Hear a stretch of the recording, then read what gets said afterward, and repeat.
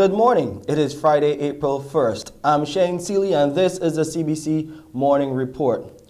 We start a new month with some big news from the Prime Minister, Mia Motley. She is signaling the opening of the Cave Hill campus's satellite campus and center of innovation as a prime example of repurposing old buildings and an old economy. Delivering the feature address last night at the launch of the UWI in the city in the old Mutual building, the Prime Minister, recently back from overseas travel, said she could not miss the event because of what it signals. Here's what she had to say.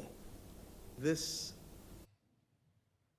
building and the repurposing of this building is at the center of what this government has been seeking to do for the last few years. And therefore, when asked in summary, or if I were to be asked in summary, what I would want to talk about, it would simply be about innovating so that we may thrive as a people and as a nation, repurposing old buildings, repurposing an old economy. Now, why would I say so? Because what is happening here in Lower Broad Street is not an isolated act. I want to thank the government and people of China, and I want to thank Sagicor, in particular at the outset, for their commitment and for their belief in understanding, one, that we must repurpose an old economy into innovation, and two, that we must repurpose old buildings for current and modern purposes. The Prime Minister also announced some major changes coming to other derelict structures in and around the city, including structures such as the old Sugar Bond. She said government was investing in repurposing a number of Bridgetown's old structures with the ultimate goal of repurposing the economy, and the Treasury building was already put out to tender. We see that building as integral to the process of young people being able to live in town again, not necessarily being persons who might only be attracted to the higher price product that will come on what will come to be regarded as a new platinum mile, that of from Pierhead to Hilton, that of the Carlisle Bay, which represents perhaps one of the most magnificent beaches to be found anywhere in the world, and certainly in the Eastern and Southern Caribbean. But it isn't only for the Treasury building to have young people live in it. We believe that if we are going to be serious about repurposing this economy, just as this building is committed to the task of being a center for innovation, that the Treasury building and other buildings in Bridgetown must be a center for fintech, for creativity, for the new experiments, whether they be in crypto or DAOs or all of the other things that are coming now to occupy the financial services market globally. That's the Prime Minister, Mia Motley, speaking last night at that big announcement for the UWI Cave Hill campus's new satellite campus. We'll take a break here and come back with COVID-19 updates and what's happening, the latest coming out of the Ukraine.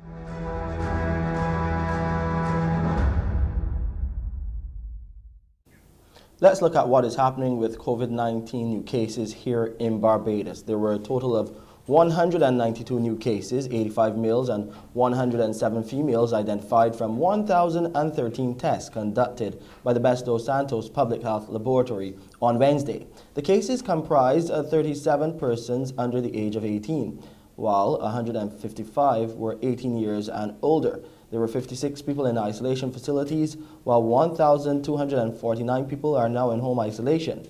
As at March 30th, the virus claimed 374 lives. Meanwhile, the Public Health Lab has carried out 612,282 tests since February 2020 and recorded 59,272 COVID-19 cases. That's 27,468 males and 31,804 females. Over in Dominica, the government is relaxing COVID-19 protocols and restrictions effective April the 4th. The Minister of Health, Wellness and New Health Investment, Dr. Irving McIntyre, says schools, churches and public transportation there will now be allowed to operate at their normal capacity. He says the gradual decrease in active cases has contributed to the decision to lessen restrictions in Dominica. Restrictions on religious gatherings have been removed. Churches are no longer restricted to a maximum attendance of 150 and may operate at full capacity. Public transportation is allowed to operate at full capacity. Restrictions on educational instruction has been removed. Daycares and preschools will be allowed to reopen in keeping with public health protocols developed for these establishments with effect from April 4th. Primary and secondary schools will return to full face-to-face learning for the third term on April 25th. All other educational institutions will resume normal operations in keeping with their academic schedules. All bars are allowed to resume normal operations. Restrictions on music and congregating have been removed.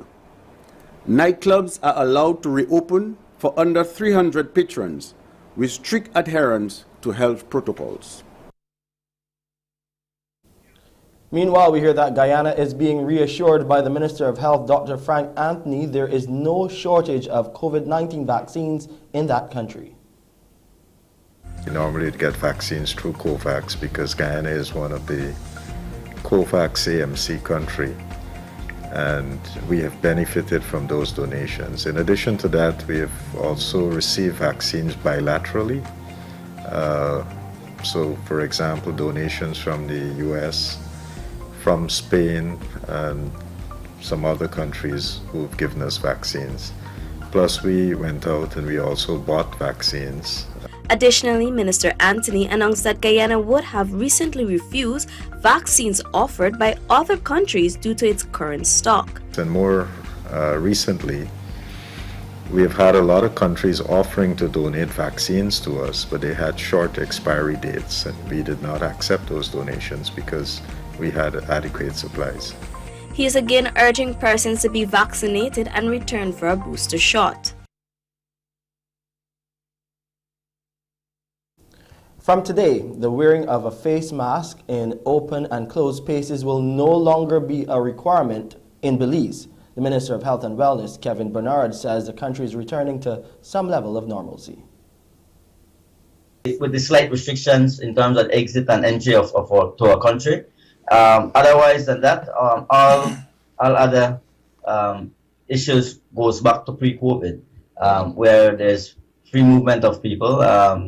Bars and clubs can have their events. There can be concerts, and I mean that had already been open. No crowd restrictions. No crowd restrictions. None of those things anymore.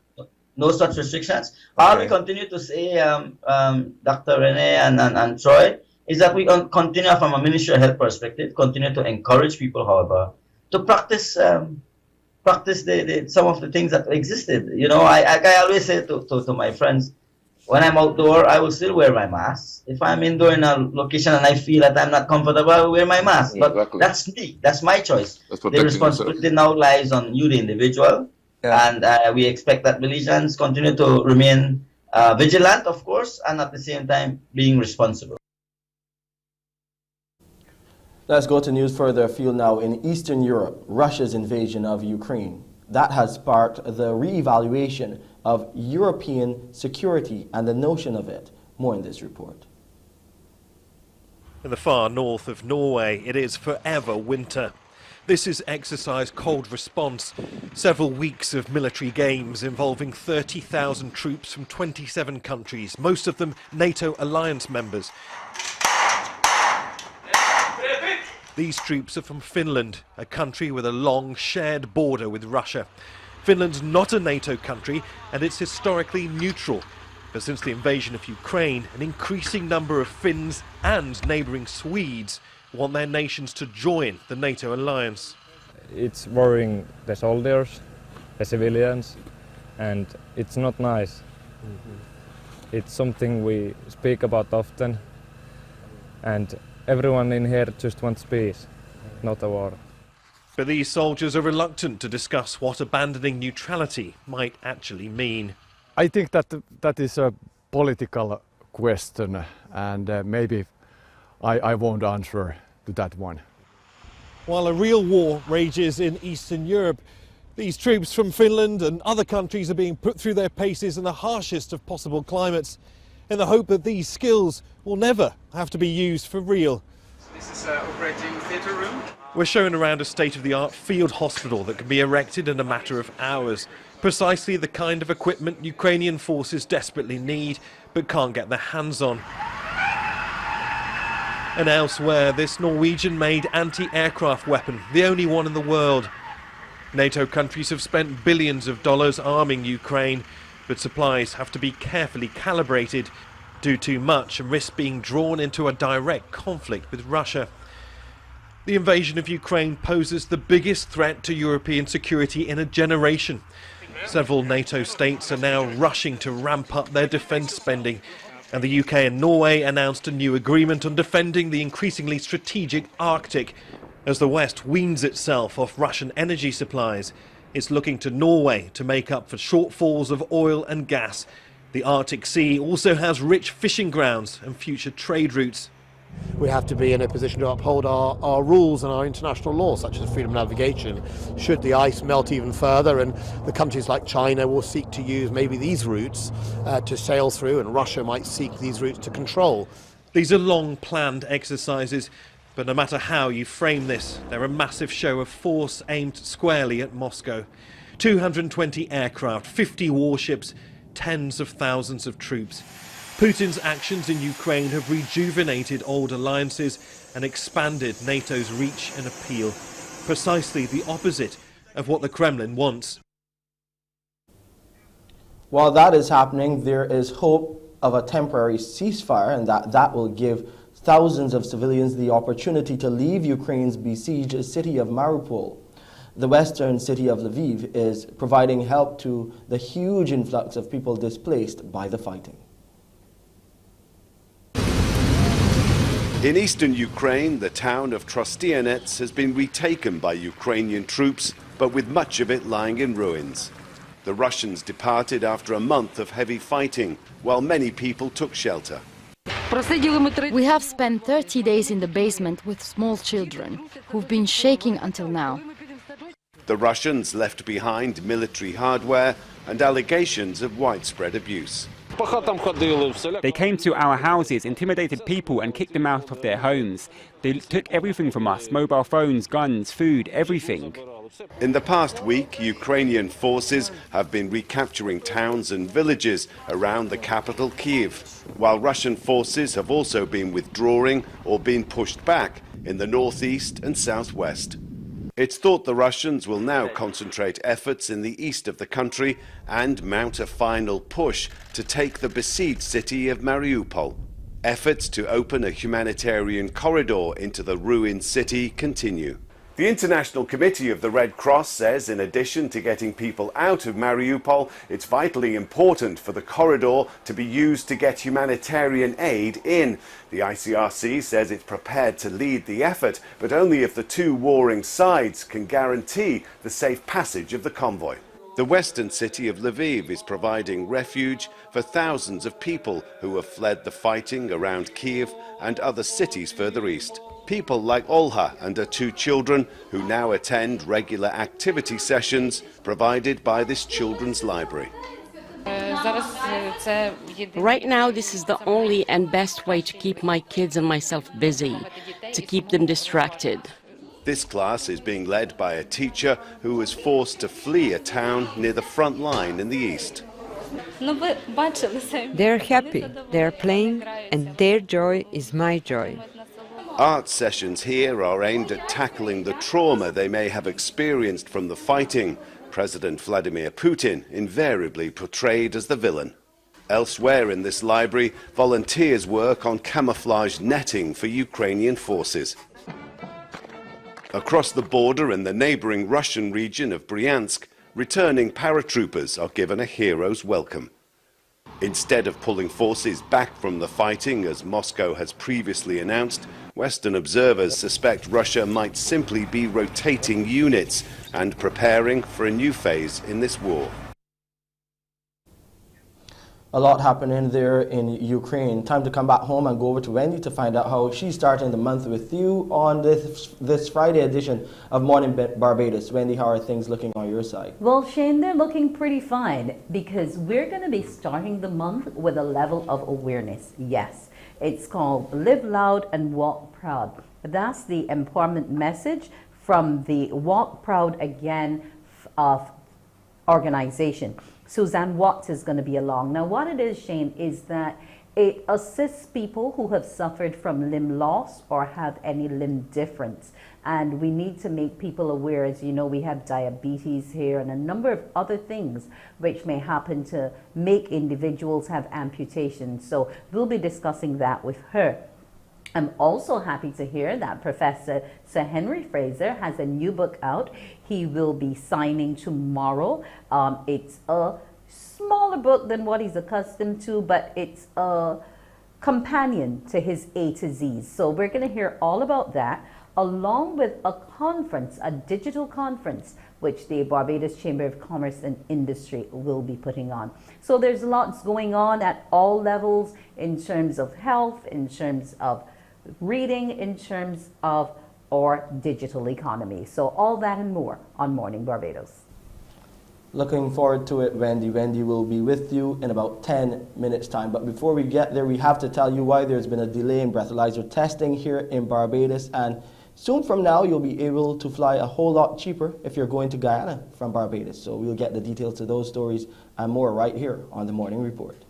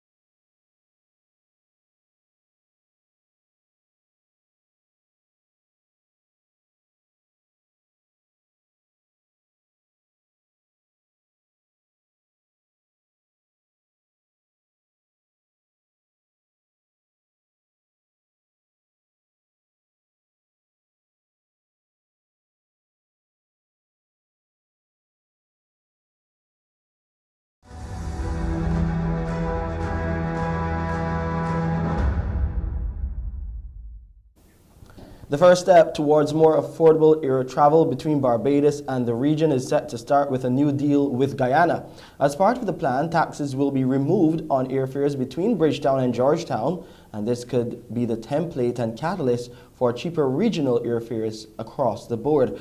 Barbados' ambassador to CARICOM, His Excellency David Comishong, shared the details here on the Morning Report. Barbados has given a commitment to look at removing government taxes from that particular airline fare. I think Barbados is going to prioritize in the first instance the airfares between Barbados and Guyana and perhaps Suriname, and you could well see the removal of taxes in a phased manner, where maybe we start with those particular airfares.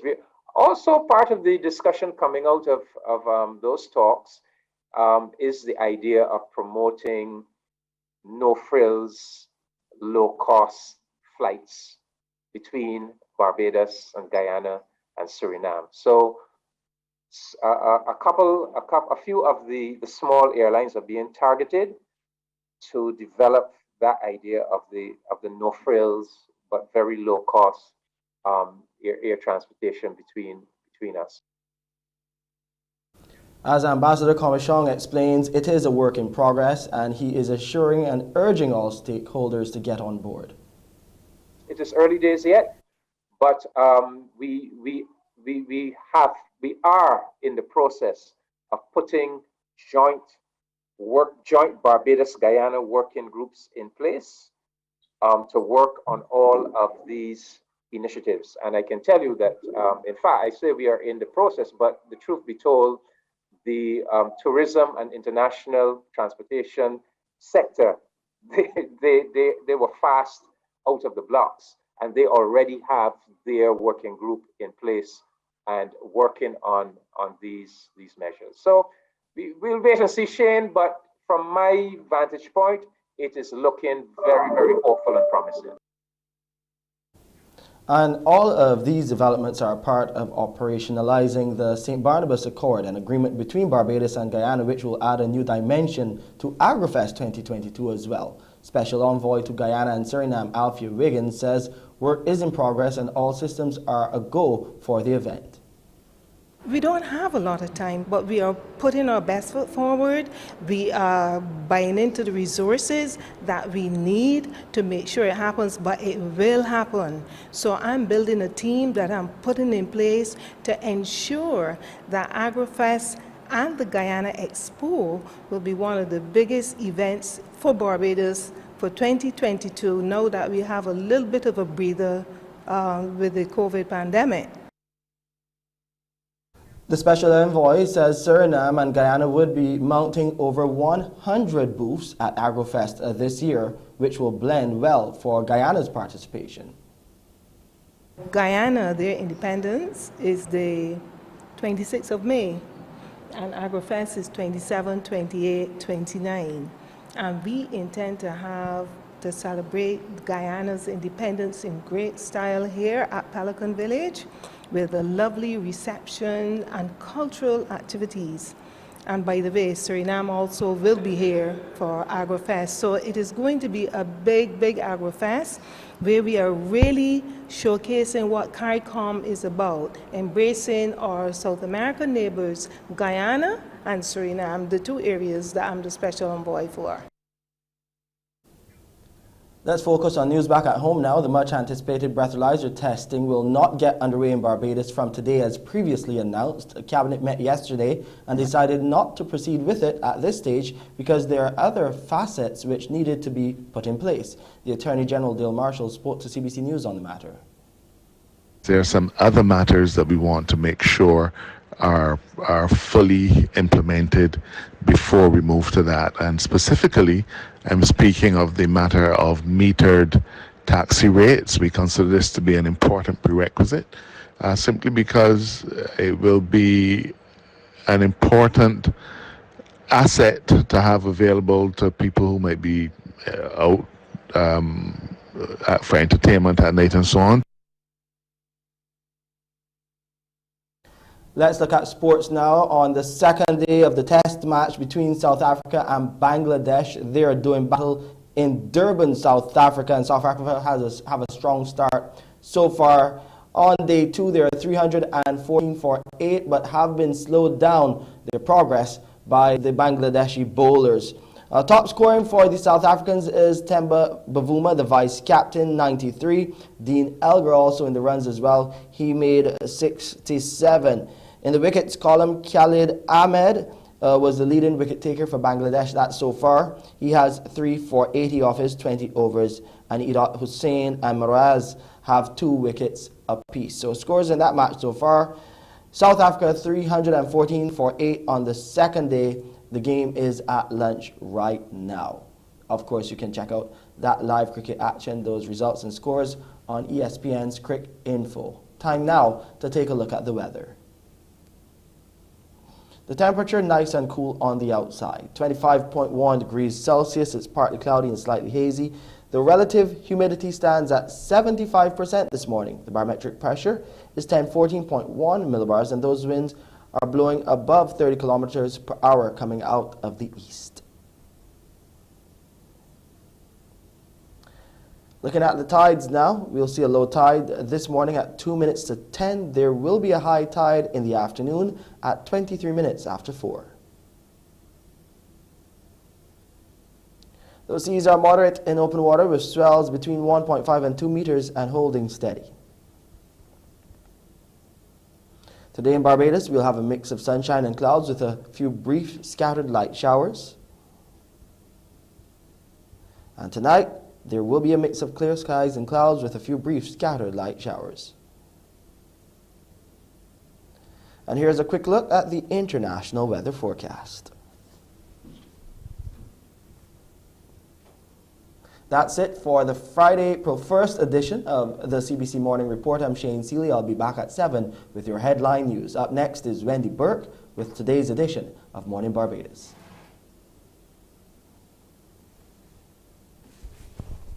Morning.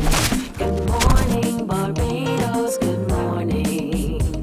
Good morning to you. Good morning. Morning, morning, morning. Good morning to you. Good morning. Morning, Barbados. Good morning. Good morning to you. Good morning. Morning, Barbados. Good morning. Wake up, wake up, wake up. Morning to you. Hello and good morning on this fantastic Friday, the first day of a new month, April. It may be April Fools, but we're not fooling around this morning, no. In fact, we're going to be talking a number of issues this morning, some serious, some light, but nonetheless, we will be telling you how to walk proud again. Yes, it's a movement which the founder and trustee is Suzanne Watts, and they're launching today, and they're launching something called Walk Proud Again and Limb Loss and Limb Difference Awareness Month. It is about people with disabilities as well as individuals who might have congenital deficiencies across the island. And Suzanne has been doing her bit to help them in as much as she possibly can. Good morning to you, Suzanne. Good morning, Wendy. How are you? I am well this morning. What about you? I'm doing fine, thank you. Okay. Now, let's get straight to it. This charity, how long have you been around now?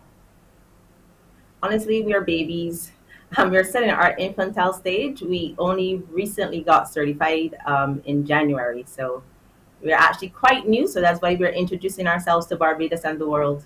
Okay, well, that's great to know. Now, what prompted you to do it? Was it concern about the level of amputations for individuals with diabetes? What really prompted the thrust? Okay, well, I'm a certified artist, which means I work with amputees on a daily basis. And right here in Barbados, we do have great opportunities for amputees.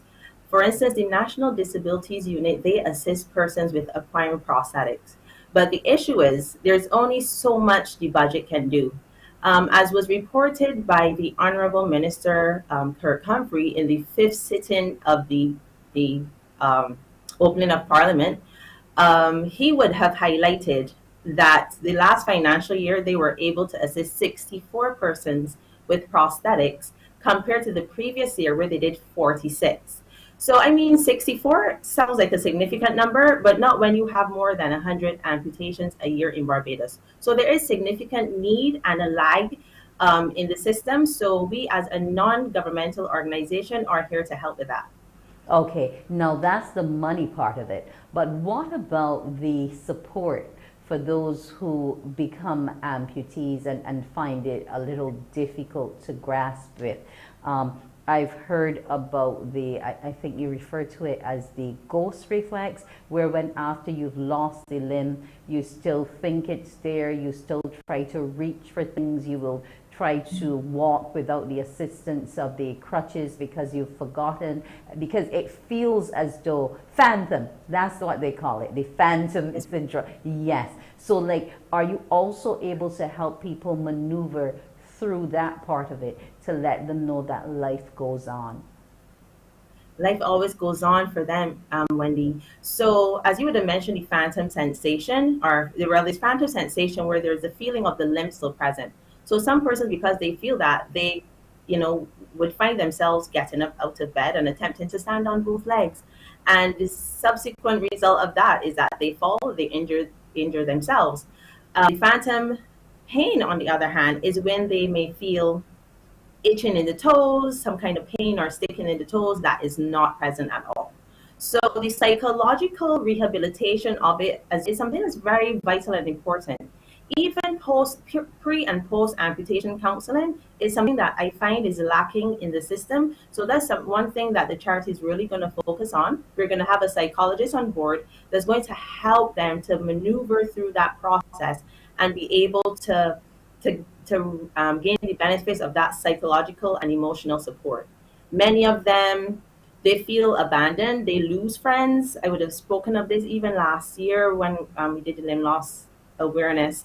And many of them say, I had a lot of friends, and from the time I got the amputation, no one comes to visit. They always promise to come, and it becomes difficult not having that social support. So we definitely are here to help them through that process, because in order to be a healthy individual, there needs to be the holistic care and treatment. So we're dealing with not only provision of prosthetics, but their psychological and social support as well.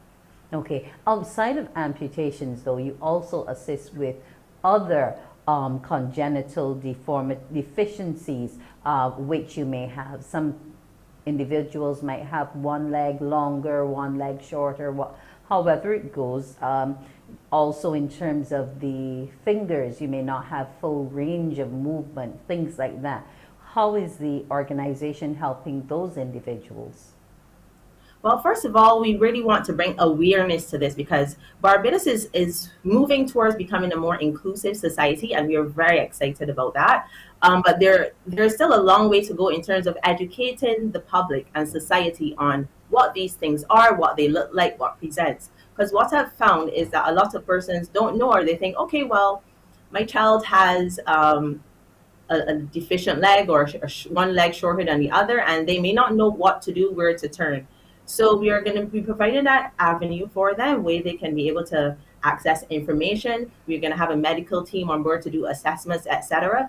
And there are devices that can be used when persons present with limb differences, because limb differences, as you would have mentioned, can be either via amputation, or they're congenital, where they're born with a defect or deficiency. So we'll be providing, in some instances, there may be a pairing of not only prosthetics but orthotics for these individuals. So we're going to open up the access to those things here in Barbados.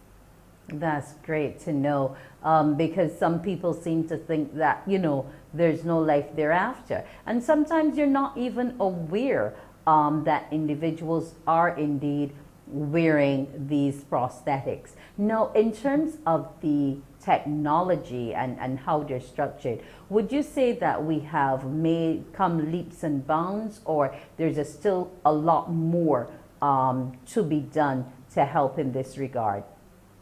Oh yes, we have come quite a ways. There are actually 2 prosthetics clinics here available or accessible, I should say, in Barbados. And so the even to have that accessibility is profound. And as you would have seen on the screen moments ago, we are even opening up the type of prosthetic that you can have access to here in Barbados. So they're custom made or traditional prosthetics, and as well there's also the acquisition of adjustable prosthetics, which is quite new technology within the prosthetic field. So what that is that the prosthetic is able to tighten and provide adequate fitting daily, rather than with the conventional prosthetics.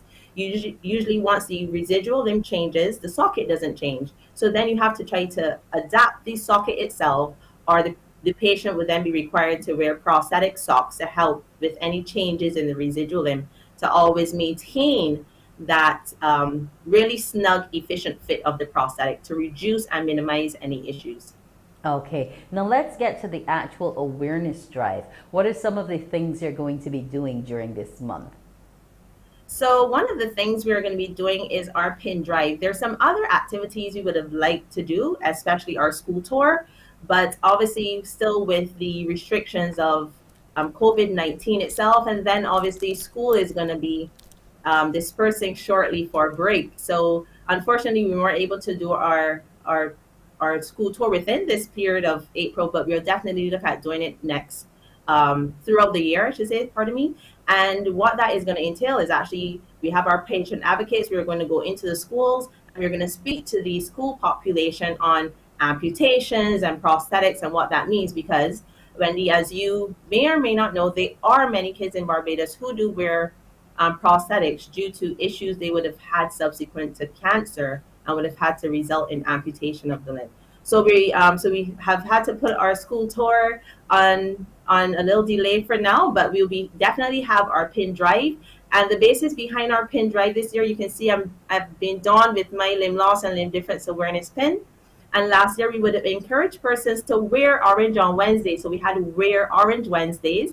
And many persons were like, I don't have anything orange in my wardrobe. So this year we have fixed that, Barbados. You can donate towards our drive and our initiative and actually acquire your limb loss and limb difference awareness pin, which you can wear for the entire month of April and beyond, because amputation is a daily, everyday occurrence, and it affects Barbadians, whether they're amputees or not, every day. So we have our pin drive as well. So you can look out for us. Our first drive is going to be this Saturday at the Sheraton Mall between 1 to 5. So you can come out, you can come and bring your donations, receive your pin, and then we also have information for you on the charity itself. Again, also we do have information on limb loss awareness, limb difference, and limb loss.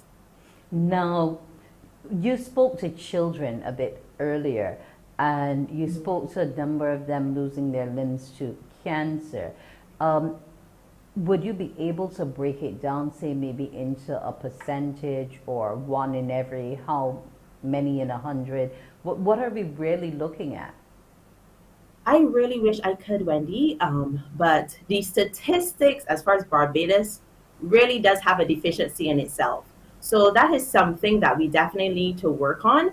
Even like having statistics of how many amputations which are done. I mean, they may have records, but to have like a statistics, 1 in 10, 1 in 5, is unfortunately is not clear to present that to you today. So I'm hoping that the charity can work alongside with these governmental organizations to actually have better information for the public of Barbados, so that we'll be able then to kind of show these statistics. We're moving towards a sugar-free Barbados, and that's one great step that's going to help with diabetes and reducing the number of diabetic complications we have in Barbados. But we still have, some other challenges as far as cancers, which the kids are usually present with pain in the area, and then upon further assessment and evaluation, most of them that I have encountered has resulted in osteosarcoma within the knee joint. So most of them have amputations above the knee. There are a few who, with congenital deficiencies, the alternative based on the condition and presentation of the limb, they actually resulted in amputation in order to receive a prosthetic and be able to live a life full of functionality and excitement. Okay, I'm glad you said that, because it's all about becoming functional. Because before, you would see individuals with prostheses who seem to be, laboring to be able to get from point A to point B. But in recent times, we've seen people who have some that are made of this very light metal and so on.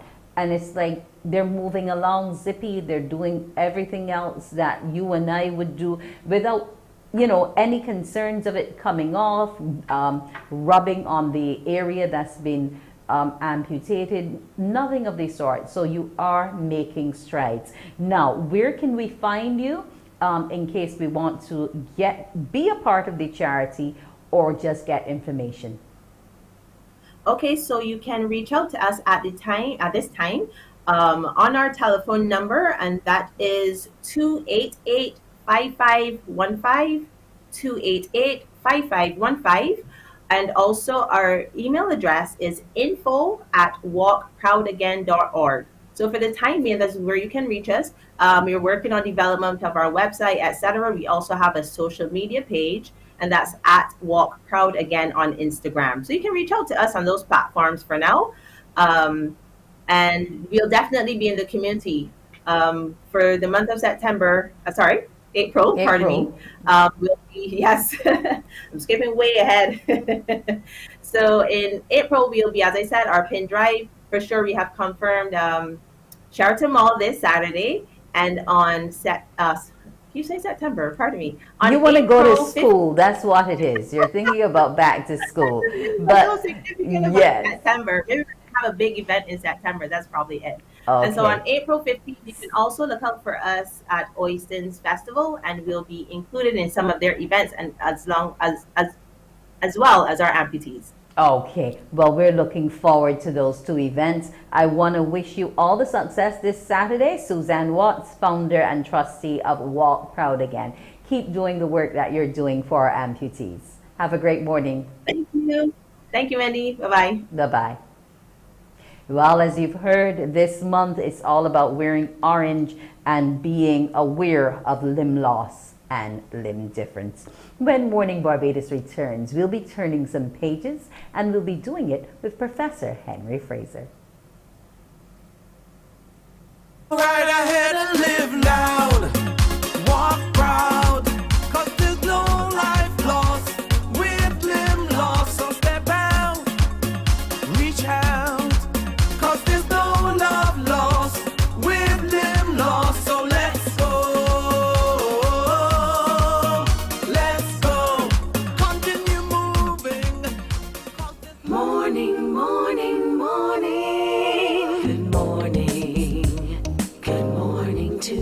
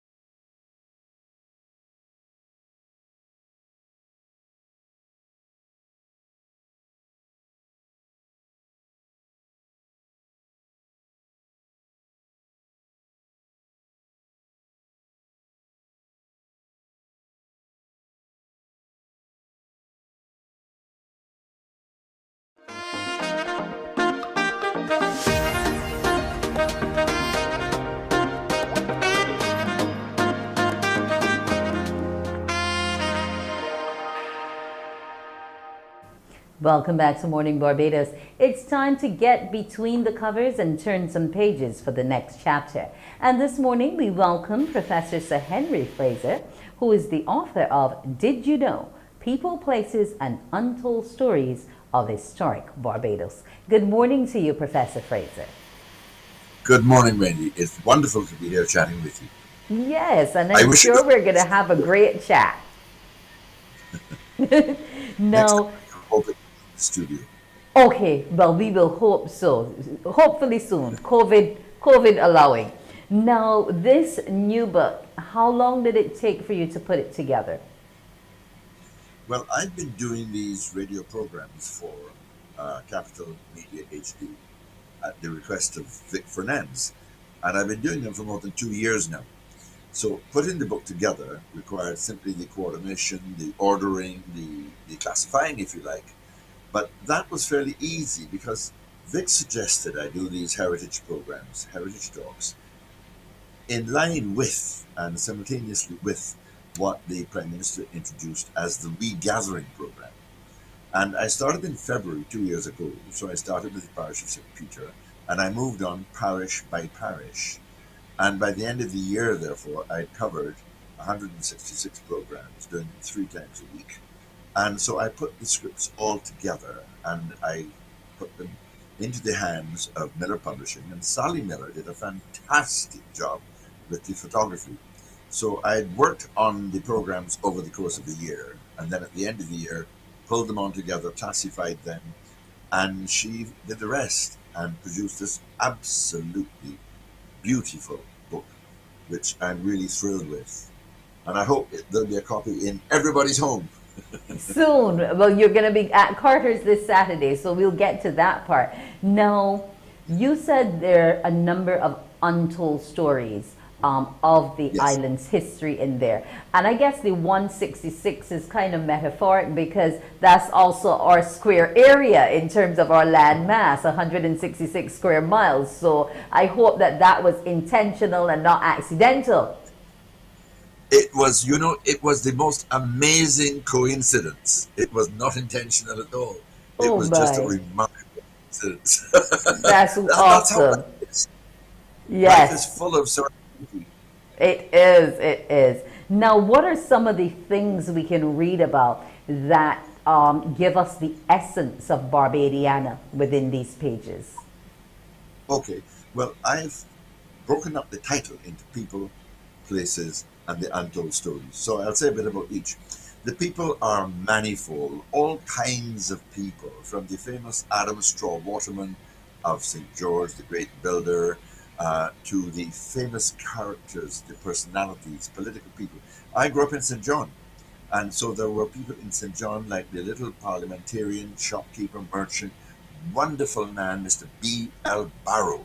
He was the patriarch of the Barrow Gill family. And he was just a wonderful man because my home was the center, literally, the social center of the parish because my father was the treasurer, my mother was the postmistress, and everybody came into our yard and our home to see them and to do their business. So we met all of these amazing people, and a lot of them are written about.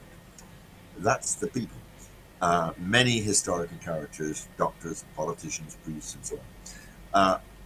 Artists and writers, for example, I loved doing Frank Cullimer, one of my really wonderful literary heroes, and I put in some things with Frank Cullimer, like his poems, for example. And I want to read this little one.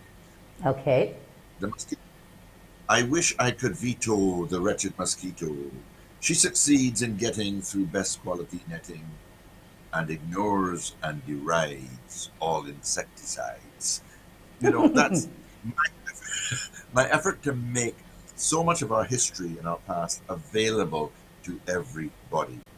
Because some of these things are simply not known. Some are hard to access. The places I've covered everywhere from the north in St. Lucie all the way down to the South Point Lighthouse, for example, over to the east, straight from Ragged Point, down to the west coast, places like Lancaster and St. James, and the story of the Lancaster Gully crash, a truck with 57 people went over into the gully 100 feet down and 32 people died.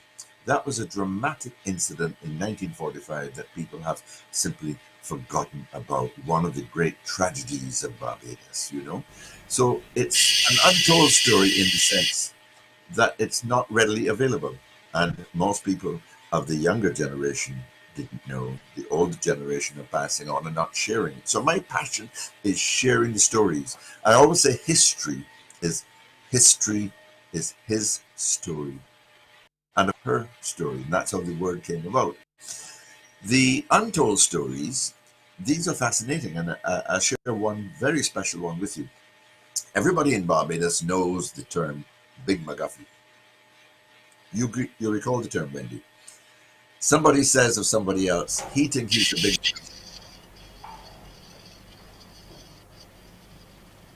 Hello? Oh, you're freezing a bit there, but go ahead. We can still hear you. Okay. No, I heard a lot of background noise as if there Yes, was I did too, but I'm not sure what it is. But we won't let anything stop us from turning these pages this morning. Okay. Now, you remember the phrase a big McGuffey? Somebody does something unpleasant and pompous and aggressive and arrogant, and this passerby or the other person says, he thinks he's a big McGuffey. Do you know who McGuffey was? No, I just came up hearing the term, so I just followed along with it. But it seemed to make sense because the actual name McGuffey, you know, it carries a certain weight to it, and the MC, you know, that's like popular and names that stand out. So you assume that this was some person of girth and height and that had some sort of place within the society but tended to use it inappropriately. That's what I derived. Right. So here's the story. A friend of mine discovered a book written by a wonderful lady in Scotland about a man called John McGuffey, who built a mansion in his hometown in Scotland, Wigtown, and the mansion was called Barbados Villa. And she came to Barbados and did all the research about this man. And the story is published in her book about 10 years ago. And the story is that John McGuffey was an adventurous young man who heard about all the riches in Barbados. And he came here as a youngster in 1800. Well, he got into the business trade. He met the right people, and in a few years, he had set up an import agency right in the center of Bridgetown. He married a young lady called Mary Ann, who was the daughter of an enslaved but freed lady who had been the mistress of another businessman. And so he married Mary Ann, and he had 2 children. Well, he was very successful, and it seems as if he may have been the agent importing things for Sam Lord. And he had a thing about the castle, Sam Lord's castle. But what happened is that as the period of emancipation approached, he thought Barbados was going to be in big trouble and his business was going to be ruined. And it was his ambition to go back home to Wigtown in Scotland and build himself a mansion. And that's what he did. So having made all of this money in Barbados, having had 2 children through his wife, he proceeded to abandon his wife and his 2 children and went back to Scotland. So naturally, everybody who knew him was very devastated, annoyed, really angry about this man who made money in Barbados and then gone off and left his family behind. And hence you can understand the phrase was applied to him. He's a big McGuffey. And anybody else who started doing things like that, you know, with no thought, no sensitivity, cruelty perhaps, was described as a big McGuffey. Now let's talk about the actual launch itself that's happening tomorrow at Carter's, will be. Yes, yes. Well, this is something that the management of Carter's, Alan Goodman and Company, very kindly agreed, and they've done it before with us. When Professor Sean Carrington and Addie Ford and I launched our new edition of Barbados Heritage, we had a book signing at Carter's, right in the Carter's as you go in, a table was set up. And we had a wonderful time. And then when Sir Charles Williams launched his autobiography, it was done with the signing at Carter's. And you know, the nice thing about Carter's is everybody goes to Carter's. And it's a Saturday, so most people are not working. And a book launch like that is almost a social event because you come in, somebody else comes in, and you meet people, you chat, the media comes to cover it, and I hope CBC will be there as well.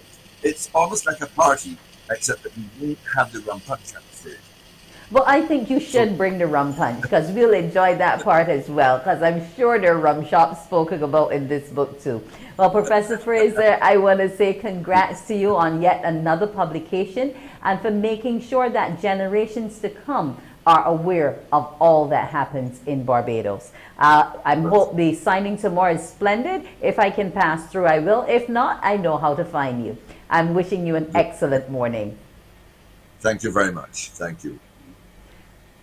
That was Professor Henry Fraser, one of Barbados's noted historians and authors, and he's back with another book, Did You Know? People, Places, and Untold Stories of Historic Barbados. When we come back, it will be time to turn to Shane Seeley to find out what's going on news-wise.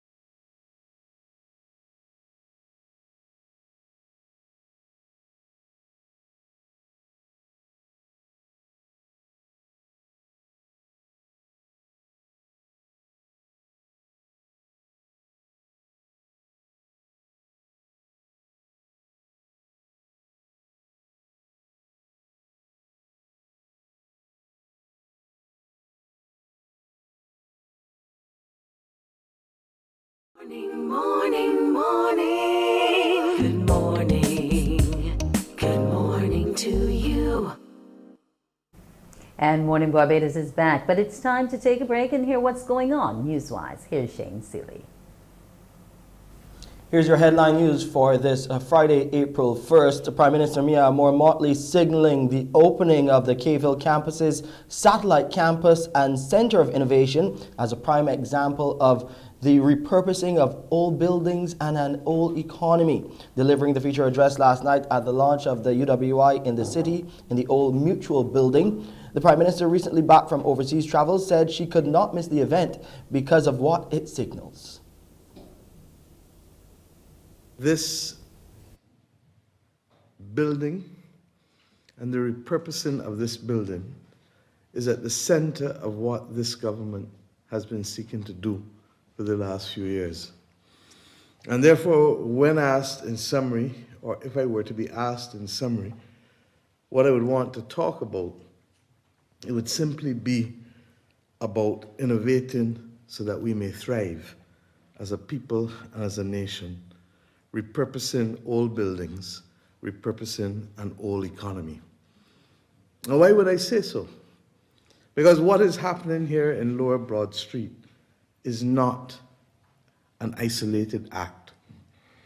I want to thank the government and people of China, and I want to thank Sagicor, in particular at the outset, for their commitment and for their belief in understanding, one, that we must repurpose an old economy into innovation, and two, that we must repurpose old buildings for current and modern purposes.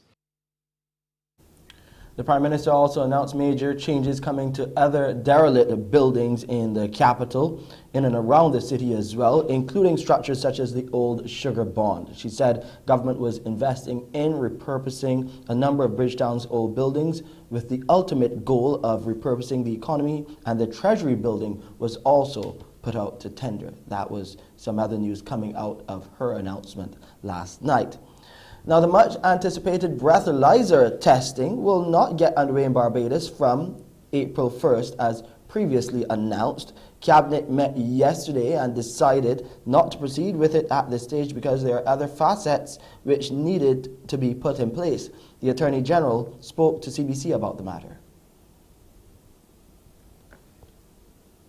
There are some other matters that we want to make sure are fully implemented before we move to that. And specifically, I'm speaking of the matter of metered taxi rates. We consider this to be an important prerequisite, simply because it will be an important asset to have available to people who might be out for entertainment at night and so on. The first step towards more affordable air travel between Barbados and the region is set to start with a new deal with Guyana. As part of the plan, taxes will be removed on airfares between Bridgetown and Georgetown, and this could be the template and catalyst for cheaper regional airfares across the board. Barbados' ambassador to CARICOM, His Excellency David Comichon, spoke exclusively to the Morning Report about the development. Barbados has given a commitment to look at removing government taxes from that particular airline fare. I think Barbados is going to prioritize in the first instance the airfares between Barbados and Guyana and perhaps Suriname, and you could well see the removal of taxes in a phased manner, where maybe we start with those particular airfares.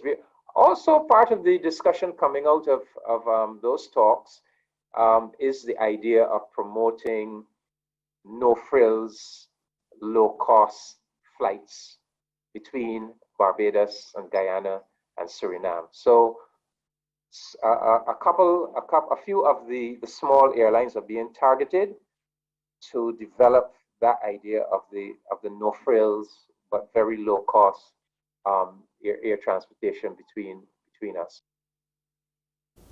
Operationalizing the St. Barnabas Accord, an agreement between Barbados and Guyana, will also add a new dimension to AgroFest 2022. That's what we're hearing from Special Envoy to Guyana and Suriname, Althea Wiggins. She's saying the work is in progress and all systems are go. We don't have a lot of time, but we are putting our best foot forward. We are buying into the resources that we need to make sure it happens, but it will happen. So I'm building a team that I'm putting in place to ensure that AgroFest and the Guyana Expo will be one of the biggest events for Barbados for 2022, now that we have a little bit of a breather with the COVID pandemic. And that's it for your headline news. I'm Shane Seeley. It's back to you, Wendy. Thank you so much, Shane. Look forward to more news in the afternoon. When Morning Barbados returns, we'll be having Sir George Alley, Director Emeritus of PAHO, and he's going to be talking to us about healthy aging and what are some of the things that we still can do and enjoy in old age. Morning, morning, morning. Good morning. Good morning to you.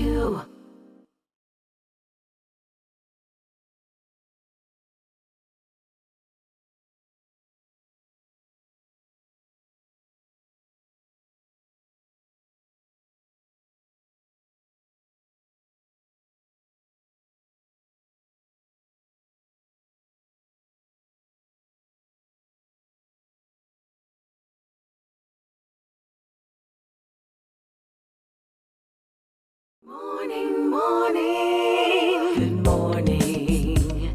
Good morning to you. And we're back with Morning Barbados. We found out this morning a bit about limb loss awareness and limb differences And I want to encourage you to go out and support that Orange Drive. They're a new charity, but they're doing their best to help this nation's amputees. So I want you to help them out. We move from that issue to another, and that's about healthy aging. And we're here with Sir George Ali, the Director Emeritus of PAHO, who recently spoke at BARP's Healthy Aging, and some key details were touched on March 15th. Now, Sir George, as we age, what should we be looking to do to stay healthy? Good morning to you. And first of all, congratulations on your program. And I was lucky enough to catch the tail end of your interview with Sir Henry Fraser, my very good friend. Now, the question, what should we do to promote healthy aging? There are a couple of things I emphasize in my conversation with Bob. First of all, let me congratulate the president, whom I heard recently on a brilliant interview, speak about expanding the numbers of persons who can be incorporated into BARC to the 40-year-olds. Some people may ask, why do you wish 40-year-olds in an association of retired persons? And the point she made was she wanted to expand the insurance base.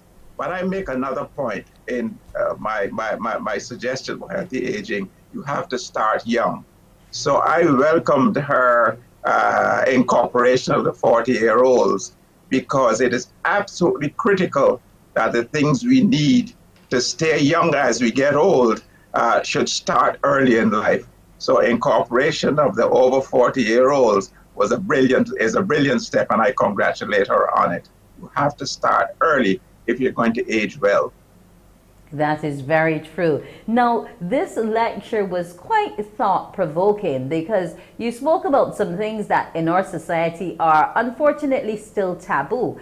And one of those issues was having sex in your twilight years. And it's something you said that should be encouraged. Interesting, of the 10 commandments I gave, that one provoked the most interest and most questions. And the point I was making is, first of all, there's a terrible amount of ageism about sex. The young people think that the old persons, the dirty old men, the women who are cougars, that sex is taboo for the older persons. The point I make is that as you get old, sex is good for your health. It is good for your health. And I pointed out that the intimacy involved in sex and the relationships involved in sex are good for your mental health. They are good for you. And we got a lot of discussion about if it is impossible for physical reasons to have inserted sex, what are the other things one does? I pointed out that is physical sex, but the intimacy that goes along with sex is a very, very good thing for your mental health. And when I was in practice, I used to have several older people come and a little ashamed that they still had sexual urges. And I would tell them, this is healthy. You go on having sex as long as you can. Go on enjoying sex with your partner as long as you can. And if the time comes when the physical aspect of it becomes a little more difficult, there's still the intimacy aspect of it, which is absolutely fundamental. So I encourage the older persons, don't be uncomfortable with sex. You go on having sex as long as you can. You go on being intimate with your partner as long as you can. It is good for your health. Okay, so what are the other 9 commandments that we should be taking note of as we age? I divide them into 2 groups. The first group, I said, we should avoid those physical, those behavioral risk factors that contribute to the chronic non-communicable diseases. These non-communicable diseases like heart disease, cancer, diabetes, chronic respiratory infections, etc. We should avoid those behavioral risk factors. So therefore, in that group of things I pointed out, you should be physically active, exercise. I said there's absolutely no reason, except you are disabled, not to take regular exercise. I advise to keep a good diet, And it's very difficult with a diet to be prescriptive, but I like the old Greek expression, nothing in excess. I suggest that you should have nothing in excess. But there's one thing I emphasized was the sugar-sweetened beverages. And I was absolutely delighted to see the government raise the tax on sugar-sweetened beverages to 20%. And I was delighted that this has been strongly supported by BARB, because the reduction in these sugar-sweetened beverages is likely to, not as likely to, will reduce consumption of these beverages, will increase water consumption as it is shown, and the evidence is crystal clear that they reduce the possibility of overweight, especially in children who are great consumers of these. So the risk factors I have asked that you should avoid is smoking. Smoking is no good for anyone. Alcohol in moderation, watch your weight, exercise regularly. These are some of the things, the avoidance of these behavioral risk factors that lead to the chronic non-communicable diseases. And then there's another group of things which I call the social, the way you live. For example, I said you should socialize. Interaction with colleagues, interaction with other groups, your church, etc., etc. I said loneliness is a predictor of poor health. You should socialize.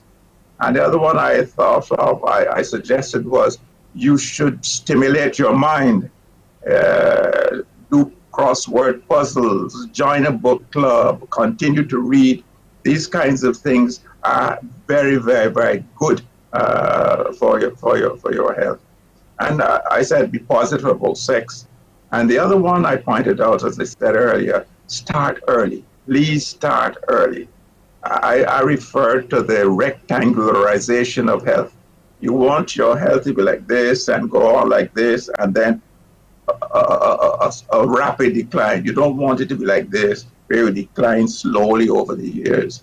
So in order to compress the illnesses, compress your morbidity and morbidity into a very short period at the end of your life, I recommend that these are the actions you should take. Now, all of us should aim to be healthy in our older ages. And I agree with quite a few of those things you stated, and I actually know some old folk who believe in it. Like in terms of the weight, my mother always says to me that as you age, you should try not to be as heavy because your bones are getting more brittle. Well, let's agree with your mother. I never disagree with my mother. I never did disagree with my mother. If I did, there were consequences, but never mind. She is right about your weight. And you know one of the reasons why your mom was right? Because as you get older, if you do get heavier, and as we get older, our balance is not as good as it used to be, falls are very, very dangerous things for the elderly. And the possibility of fractures, especially hip fractures, bone, other fractures of other bones, is a real problem with the elderly. So we advise that is another reason for maintaining weight and not getting overweight. Your mother obviously was a health person when she pointed out that as we get older, there tends to be osteoporosis and our bones, as you put it, our bones get brittle, so they're likely to break much more easily. So your mother was right. Yeah, she's very much like you, Sir George, very active, because you still are a patron of the Healthy Caribbean Coalition. You've done a lot of work on the body of HIV and AIDS in your time as the UN Secretary General. And I understand your birthday is coming up in October and you will be 90. Now, what is your secret for staying not looking 90, but also being so active and having all this energy and drive to commit to these organizations? Well, when you become my age, you look better than I do. I promise you. If you follow the 10 commandments I gave, and if you follow what your mother's advice was, the 10 things that I said, they are things that I try to practice, obviously, otherwise I won't suggest them. And some of us are luckier in our genes than others, but there's some things we can't control that, our genes, but we can control the things that we do as we live. And again, let me emphasize my congratulations to the President, Ms. Rice Bowen, of getting these things started from early. What this is, bend a tree in the way it should go, something like that. We learned in Sunday school. You start early, inculcate these habits from early, and you will find as you get older, you will be able to enjoy all that life has to offer. Well, so you keep on. Yes, I'm going to keep on listening to my mother and age gracefully, as we say in the Caribbean. So, George, I want to thank you for joining me this morning. And I want to thank you for sharing with Bart through this lecture. It's online. People have been going back, checking it out. And I want to encourage you to continue to tell other people about how to age and age healthy. So, George, Aline, do have a brilliant morning and continue to have an awesome day. Thank you very much. Thank you very much. And listen to your mom. Yes, I will. When Morning Barbados returns, we'll be talking digital, a digital conference from the Chamber of Commerce. Morning, morning, morning. Good morning. Good morning to you.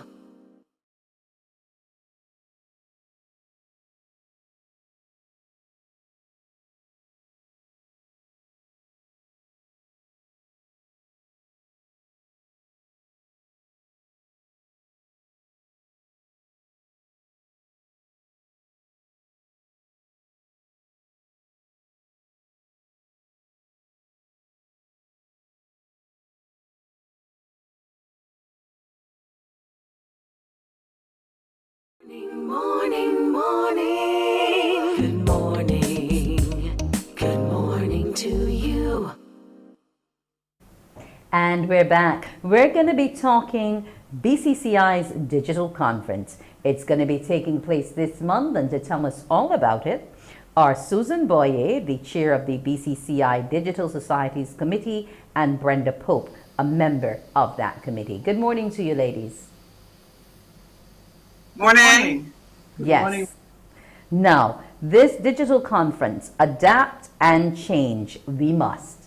Why? Tell me why, Susan.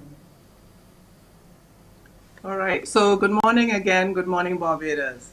So Wendy, if you will.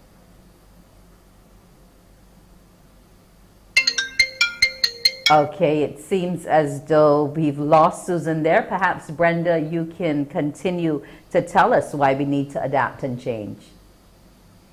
Well, as Susan was about to say, I think, the PM in the last one of her speeches, she was speaking about the need for our country to change if we were really going to be successful. And we took to her. And this conference is all around adapting and change, but using digital as the engine. Okay. Now, you're going to be having a number of speakers at the conference from the region as well as internationally. And we're talking about the roadmap toward helping us here in Barbados build that digital society. Sorry, Susan is back, so I don't know if she wanted to complete what she was saying. Yes, yes, yes, the technology. Good morning again, Barbados. I wanted to first share, Wendy, a bit about the committee, because, you know, it's the committee that has actually worked together to plan this conference. We are a 10-member committee of men and women, representative of the Chamber's span of membership, and I have been given the honor to chair this capable committee. I would say that our committee represents the extension of the Chamber from a technology and innovation through technology perspective. And we have called ourselves Digital Society Committee, you know, to inform what is more relevant today. We have a particular mandate which at its core is about assisting our members to become more technology aware, technology minded, if you will, but more importantly, importantly, such that the minimum requirements needed to effectively operate in this digital era are understood and the gaps identified are deliberately addressed. We use a number of vehicles, including our annual conferences, such as this one, to engage and drive greater awareness. And our conference themes are usually aligned, as you would expect, to learnings and insights about our members to help them close business technology gaps identified through surveys and market trends. So what have the surveys and, because we would would want to know what the surveys have said. Event, yes. And our committee's premier event. And this year's conference we have branded Adapt and Change We Must. And we believe this to be very relevant as we heard the debate of our Prime Minister, Mia Motley, later last year during her address to the Chamber. She indicated that change was a must and that we each need to play the part. So in a sense, we are pulling on this thread and have themed the conference this way. Adapt and change we must, using her words exactly. In a world where everything is connected and interconnected, and further, our need to connect has been exacerbated by the pandemic, no question. So we will challenge and provoke thoughts and actions. Do you know where to start, for example, in a world where existing brick and mortar business models are being challenged? Do you know what your priorities should be in a region where, closer to home, our country, where the national ID is going digital? Do you know what this means for you when it comes to digital transformation? Do you know enough, and do you understand the core facts? So Wendy, at a high level, the attendees to our conference will be provided clarity on where they are at. We will actively challenge their thoughts and actions to change by addressing some fundamental core factors. And this will also help companies to position themselves to remain relevant. Okay, if we could perhaps switch to Brenda now to speak about this said relevance, because one of the topics is about doing business in a digital nation. Brenda? Thank you very much, Wendy. Good morning, Barbados again. Yes, the conference is set up in two different halves. We understand the realities of life today. And the first day actually is the road towards a digital society. And there we are fortunate to have a number of presenters, including the Vice President of American Express, their database operations, to talk importance of change. And then we also will be having presentations on the digital identification for Barbados, and also on the whole area of entrepreneurship in the context of the digital environment. On the second day, to go back to what you were speaking to, Wendy, we have doing business in a digital nation, and we really are happy that we will be bringing the governor of the Central Bank of Kenya, who will be talking about doing business in Kenya as a cashless society, which will really be, I think, be of significant interest to many of our companies and individuals alike in Barbados, given the direction that we are moving in. And then on that same day, carrying on that theme, we'll also have the chair of the FinTech group from the Eastern Caribbean Central Bank, providing a regional perspective on digital currency and the ECCB's Dcash and the challenges and the initiatives that they've taken in that area. And then finally on that day, bringing it home to Barbados, we have the president of the Barbados Bankers Association talking about how we can our preparedness for a cashless society. So we have the international, the regional, and context in the context of digital cash and what that means. And I think this is really important that we understand that this is not a techie conference where we will have ideas and perspectives from business people, but also how we in Barbados and how our businesses can relate and learn from the experiences of the international and the regional players. Okay, if I can go back to Susan quickly, in terms of being a part of the conference, how can individuals get on board?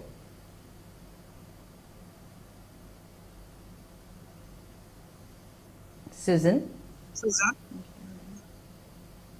I didn't hear Wendy's question. I was asking, Sorry. how can individuals get to be a part of the conference?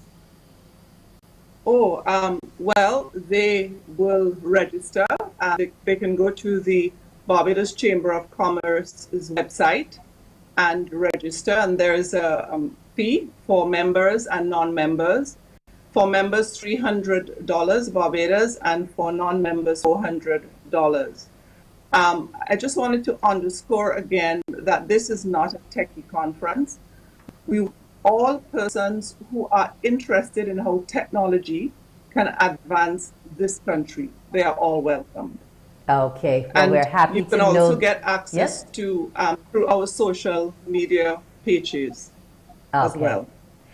Well, ladies, I hope that your conference on April 5th and 6th will be successful. We're talking digital and we're going virtual. So here's hoping that you have a good turnout for this conference as you try to help others map out their road, especially our entrepreneurs, within this cashless society that we are now forming. Ladies, it was a pleasure having you. Susan Boyer, Chair of the BCCI Digital Societies Committee, and Brenda Pope, a member of that committee. All the best with your conference, ladies. Thank you very much, Wendy. Thank you very much. Bye. You're welcome. Have a great day.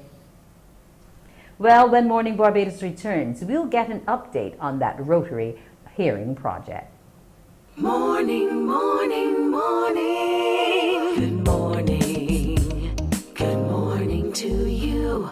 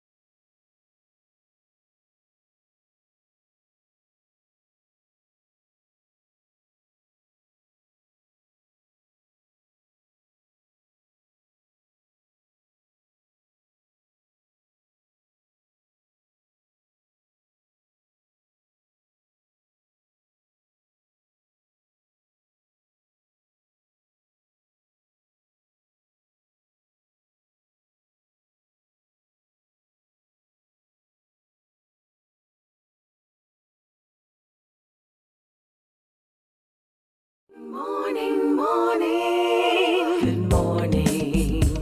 Good morning to you. Welcome back to Morning Barbados. Now we're going to be talking about the Rotary Club of Barbados West's Ellen Steinbach hearing project. You would have heard a bit about it before, but we're going to get an update this morning and meet with some of the other partners who are a part of this.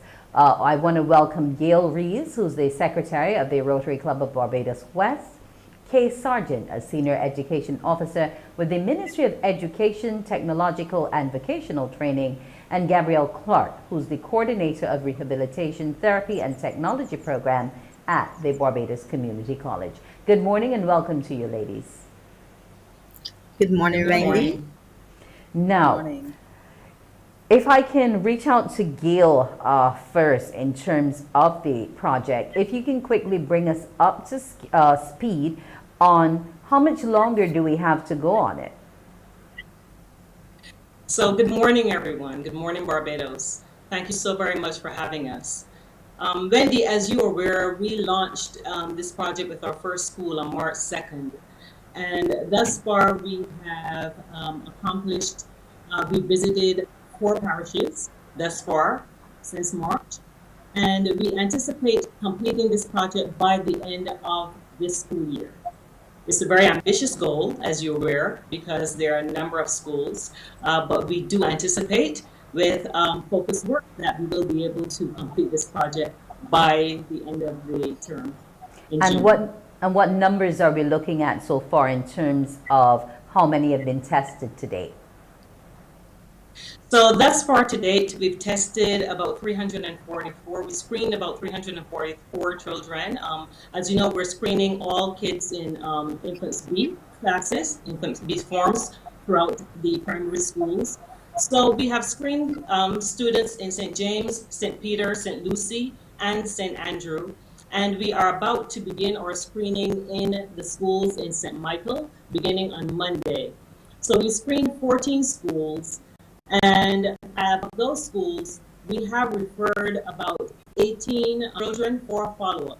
So presently, our follow-up rate is about 5.2%, which is slightly above presently what it was about 20 years ago when this project was first initiated. Okay. Now, if I can come to some of your partners here this morning, the Ministry of Education as well as the Community College. Now, can you tell me, Mr. Kay, in terms of the project and its importance to the ministry, have all of your principals come on board with it, all of the teachers? How critical are they seeing it to the development of our nation's children? Yes, thank you, Wendy. The principals are particularly keen to be involved in such a program as this. This as being very important, very critical to the development of the students. The students' age group is between 6 and 7 years old, all infants B students. And that is a pivotal point in which it is important for students, for us to ensure that students can hear well, they can see well, so that they can take advantage of the education that is being presented to them. So the schools are extremely keen. In fact, they already are asking, are we going to be coming back next year for another age group as well? Okay, and also to determine soon at an end. So, I mean, I guess some of them are getting a bit anxious about when their little ones will be seen. Yes, as a matter of fact, we really want to thank the principals because we have been given permission to bring the students in during the vacation. We had a late start with the project. As you will know, we were online face-to-face for most of term 1, and we went back to school in term 2. So we are behind in terms of having access to the students. And so this upcoming vacation, students will be coming in to school on specific days at specific schools in which we will continue the screening process. And I really want to thank the schools, the principals, for agreeing to collaborating with us during the vacation time. Okay. If I can bring Gabrielle in here now in terms of the community college's role in this exercise. How has it been for your students who are actually helping with the testing? Good morning, Wendy, again, and thank you.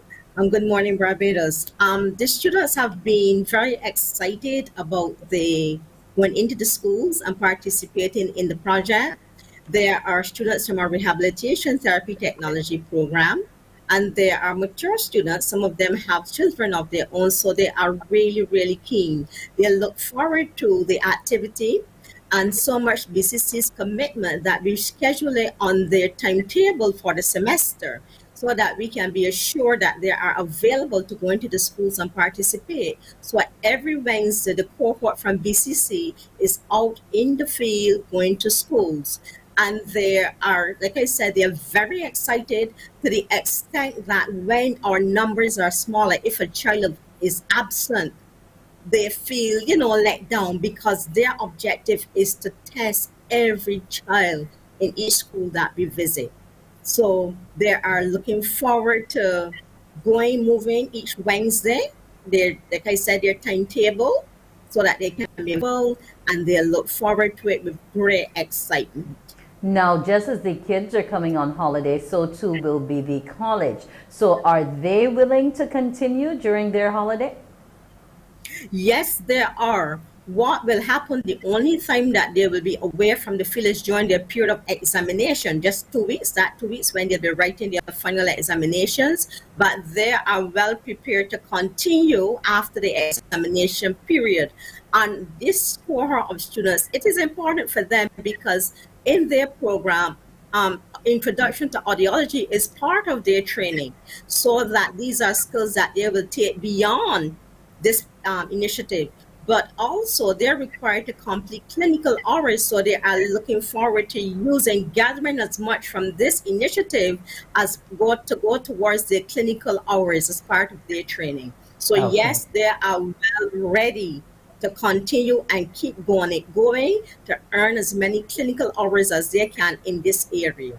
Now, Gail, in terms of the program and the fact that you're going to be starting St. Michael shortly, outside of that, what will be the next phase once we've finished the battery of testing that we want to do? What's next? So as you're aware, as was indicated, this screening is so critical because we know the importance of whether or not children are hearing well. And we also understand that for a while there have been many children who are utilizing visual cues in order to succeed in school.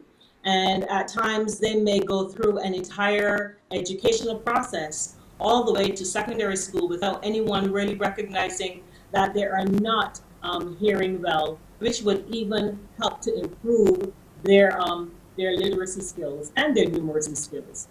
So following from our follow-up, our referral process, I believe you heard from Dr. Mariella Stabler. We will be referring any child who requires further follow-up. They will be going to the Speech and Hearing Center for follow-up. If a child just requires the removal of blacks, the blacks buildup we have been finding is a huge part of the issue that we are finding presently, then that will be removed either at the center or at an ENT office. Further to that, if there is a child who requires hearing aids, it is our commitment to every Infants B family in Barbados that if that child requires a hearing aid or hearing device, the Rotary Club of Barbados West is committed to providing such devices to ensure that every child is able to succeed in school. Okay, now if I can go back to Kay, once we find these auditory deficiencies, etc., in our children, what's the likely impact of the project on the education system, would you say? Well, you could imagine the significance of this project and the impact upon the individual child is huge. This project will affect the individual child, their ability to access their education, and they will succeed. We have to put everything in place to ensure that children succeed throughout their educational system. Once children succeed, the school will gain success as well.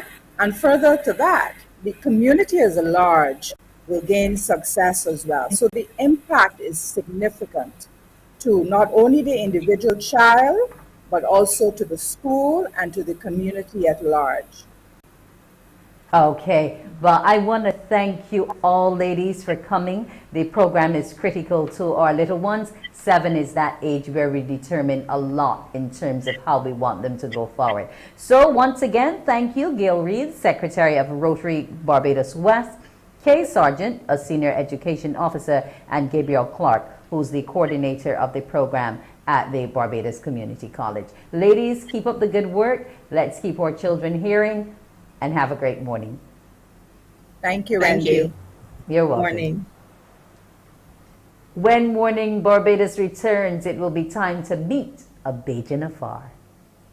Morning, morning, morning. Good morning. Good morning to you.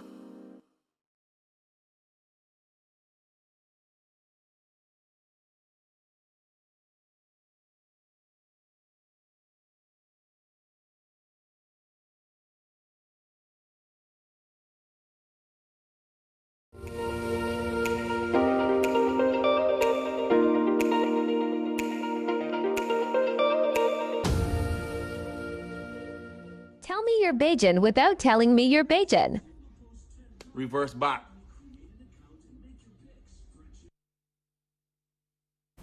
Yes, well, we're not reversing back anywhere. We're going forward, and we're going to be talking to David Beckles Jr. He's a Barbadian living in Brooklyn, New York.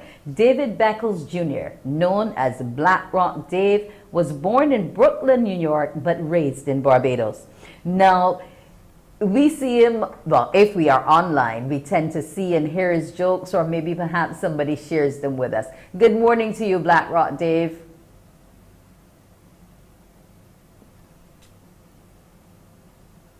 Okay, now Dave was always somewhat of a joke teller, as his friends would admit. And when he returned to the U.S., he went into studies in media and communication arts at the City College of New York. His real love, though, was acting and stand-up comedy. This quest led him to perform in several Shakespeare productions, most notably Othello. These days, David can be found in various stand-up comedy rooms and on social media. Now, once we try to get a few things sorted out, maybe we can just see some more of our Black Rock Dave and his popular Instagram page. Now, Black Rock Dave makes you laugh because he brings back the things which are very Barbadian. Like he asks, how do you know your Bajan? Reverse back. And you know, Barbadians tend to speak in a lot of double negatives. It's reverse, but we tend to add something else all the time, reverse back. He speaks about foods that, you know, are well loved in Barbados, like the ackee, and, you know, how we generally talk to people on the street and how we hail people up, and, you know, and some of the little nuances that are intrinsically Barbadian. And those are what he brings to life in his comedy on his social media pages. Black Rock Dave. Brooklyn, New York, joke teller supreme.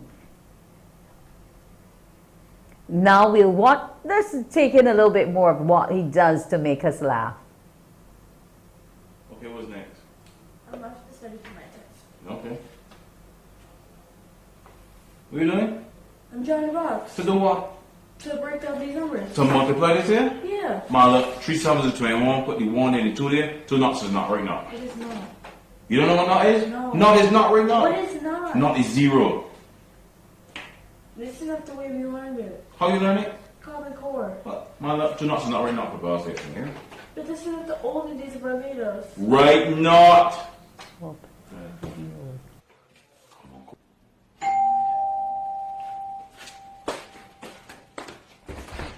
Hey, sweetheart. Let me see the chest. Let me see the chest. Let me see my break girl do. My break girl. My break girl. F? Oh, you get an F? I didn't draw the boxes. Well, that's Black Rock Dave. We're having a few technical challenges on that end, but nonetheless, he is doing Barbados proud and making sure that you understand a part of our culture, which is different to most other Caribbean islands. So, Black Rock Dave, you keep it up and you keep us laughing on Instagram and all the other social media spaces which we can find you in. We'll take a break and return in a minute.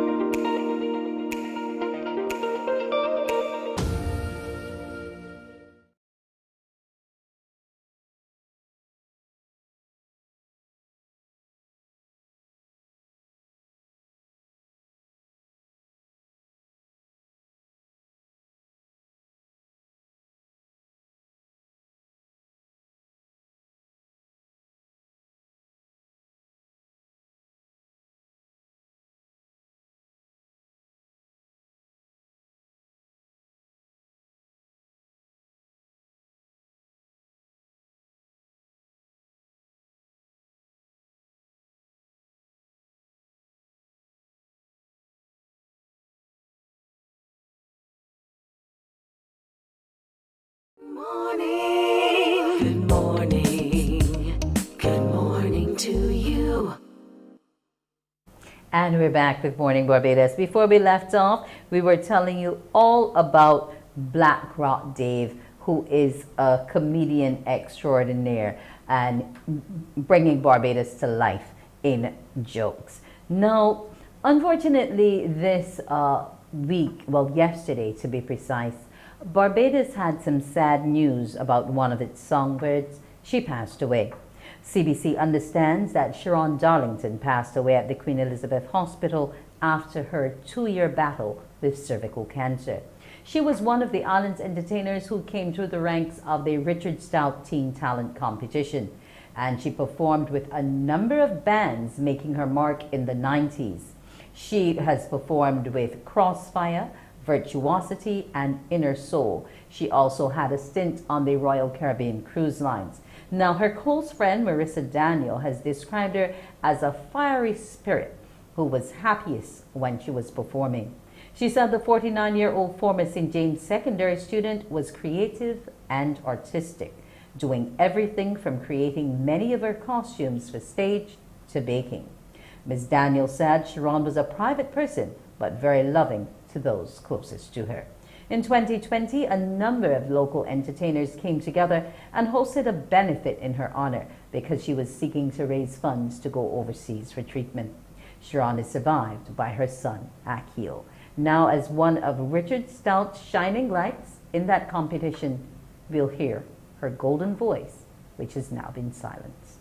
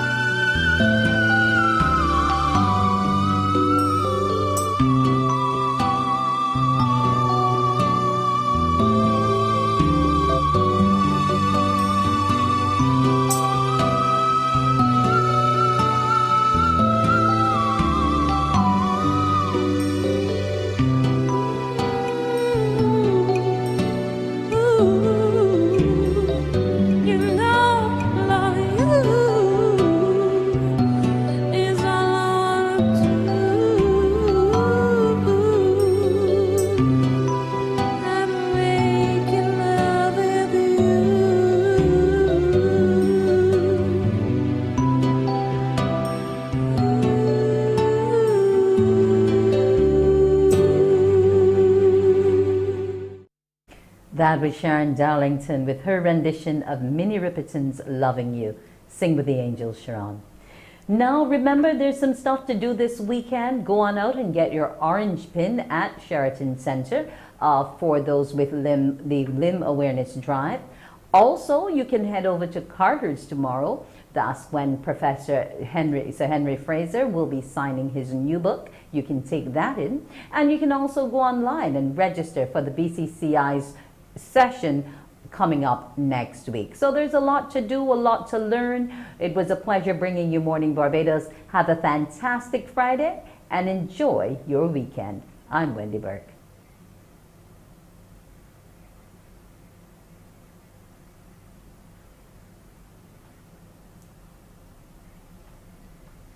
Good morning.